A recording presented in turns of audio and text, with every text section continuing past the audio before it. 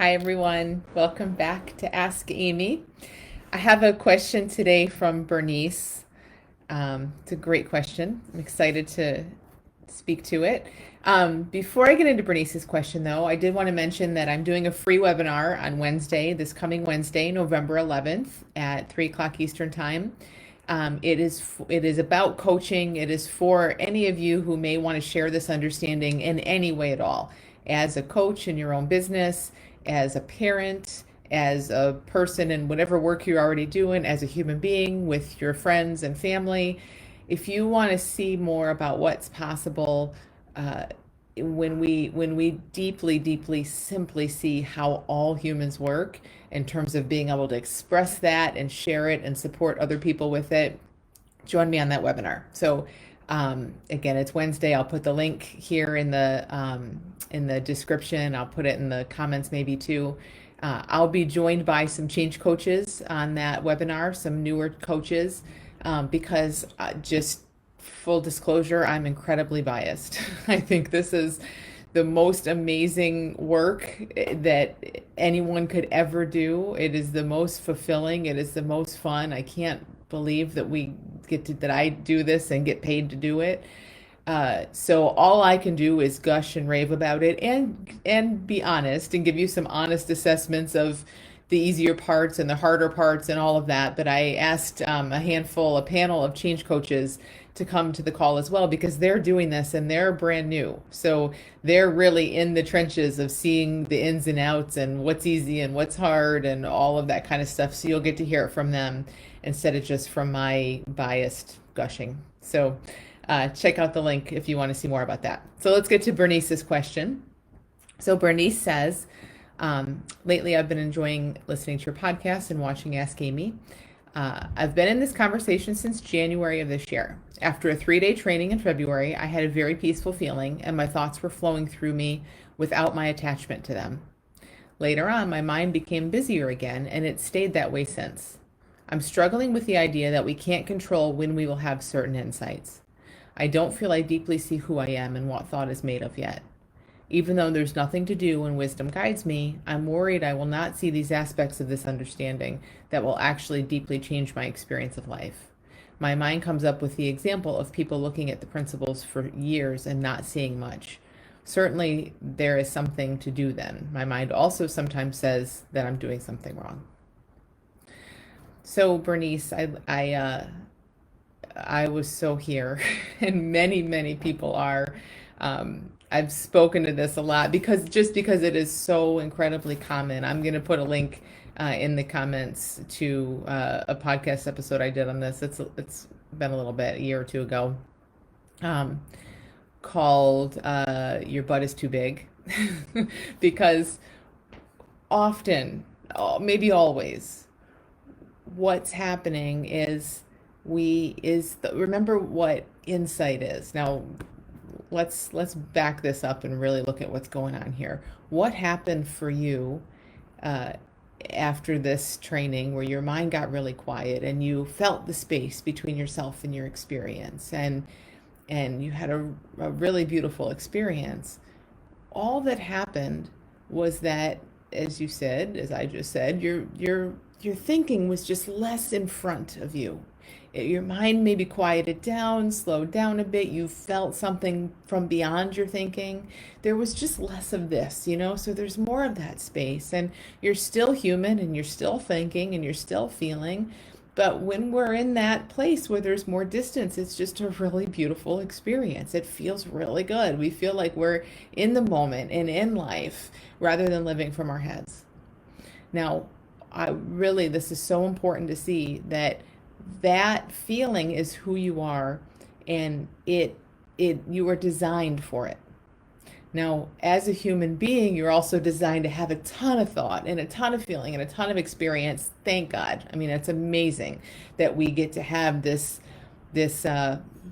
miracle of thought move through us constantly, creating new realities, creating new experiences in every single moment. Now, our little mind will come in and judge those and say, I don't like these, I want more of those. That's just what a mind does.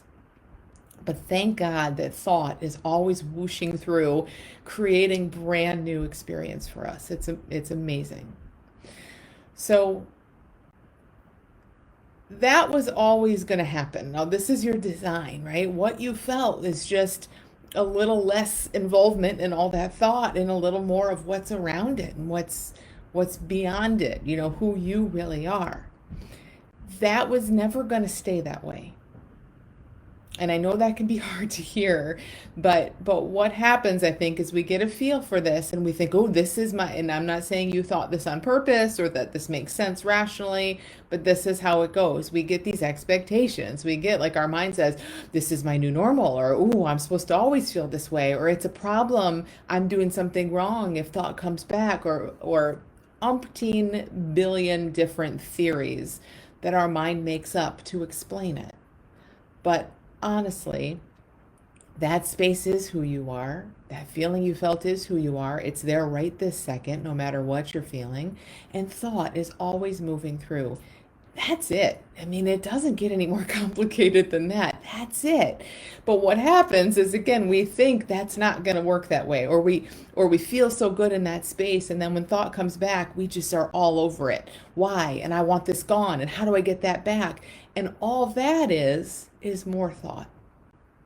You see that? So when you say,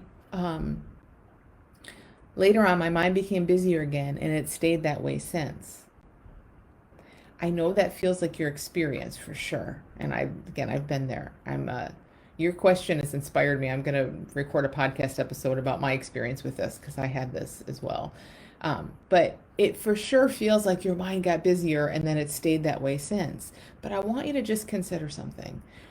That whatever you felt, that piece that you felt, that it can't go anywhere. That is who you are. It's there all the time. So yes, your mind got busier, but your mind, thought, and feeling are always moving, always changing. But when we get a little freaked out by them, when thought comes back and we say, "Oh no, why? Where'd it go? How do I get my insight back?" As you say, I'm struggling with the idea that I can't control when I'll have a certain insight. That's what's doing it. That's what's doing it, Bernice, is your mind is like, where's my peace? Where's my peace? How do I get it back? Why is this here? And then we just feel what's there in the moment. It's that simple. But again, if we just keep this super simple, all that's happening is what you felt is you, still there right now. And then there's thought that moves through. And all of our theories about what should be and shouldn't and how it should feel and all of that are just our mind's theories. They're not true. So what I'm really feeling and hearing, Bernice, deeper than your question, like underneath your question, is this sense, and maybe I'm wrong, but again, I've seen this in many people, including myself, is this sense of it's almost like the insight fairy has to stop it in your brain. And if you're lucky, the insight fairy might come to you and sprinkle that magic dust, and then you get to feel good. But if that insight fairy doesn't come back, then you're just screwed. And you have no control over it and no power over it, because that's all over in your question, right? Like, I can't make it happen.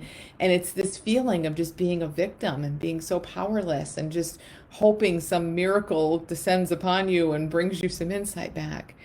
And what you're looking for is who you are.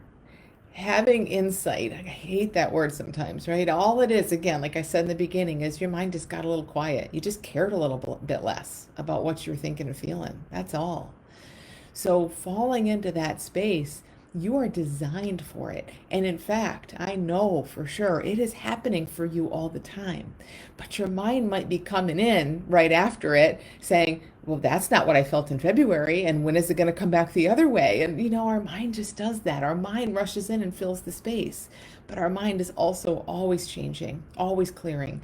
And if we're feeling like we're in this place where we're like a victim of like, oh, I sure hope I have an insight, it feels so powerless and like we're missing the fact that we are insight, that we're designed for it. And it keeps us from seeing it happening all the time. All the time. So I want you, Bernice, and this may feel hard, to say, okay, whatever I felt in February, it was beautiful and it's off the table. It's done. It's over. Because as long as your mind is trying to recreate some feeling from 9 months ago, you're going to be full of thinking and full of expectation. So February's done and over. You had some great feeling. Wonderful. Now what you get to see is, wow, what if that feeling is who I am? Let me see it today. Let me notice when my mind quiets down. Let me notice when my mind revs up.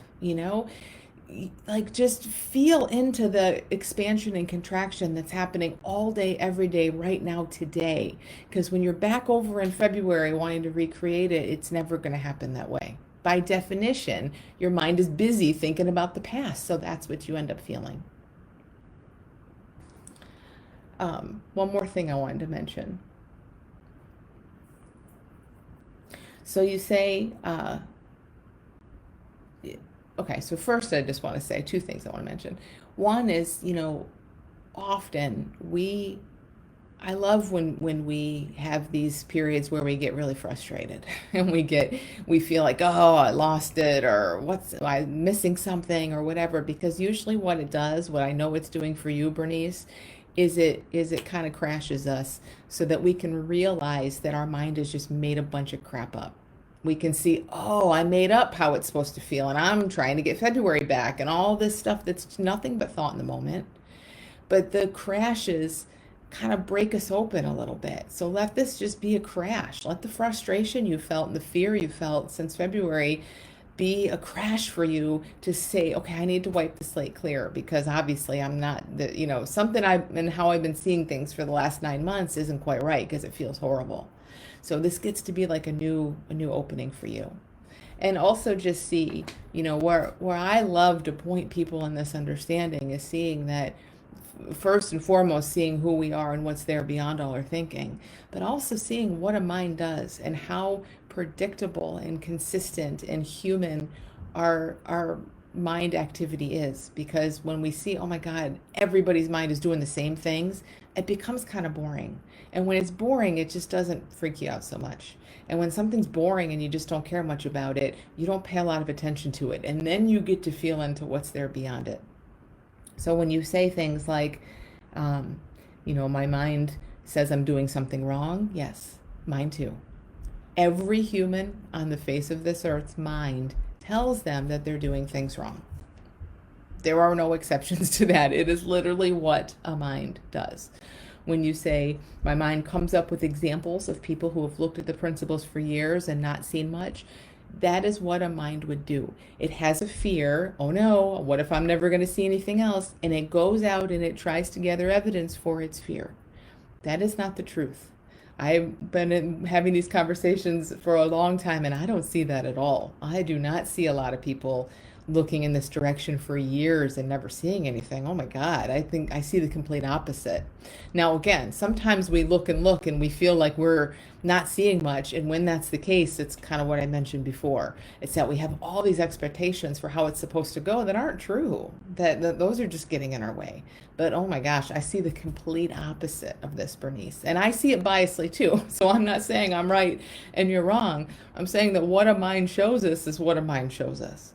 So really great to keep looking in that direction as well.